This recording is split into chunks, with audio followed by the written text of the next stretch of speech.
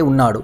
అతని నల్లని కనులు ఎర్రవయ్యాయి. కర్ణుడు ఆకలిగొన్న సింహంలా ఉన్నాడు. కర్ణార్జునుల మధ్య ద్వంద్వయుద్ధం మొదలైంది. రాధేయుడు గొప్ప భుజాల గల అర్జునుడిపై మేఘాస్త్రాన్ని వదిలాడు. మహాభీకర ధ్వనులకు కాంతులను వెదజిల్లుతూ భూమి నుంచి నింగికెగిసి మహామేఘ సమూహాలన్నీ సృష్టించి కటిక చీకటి చేసింది.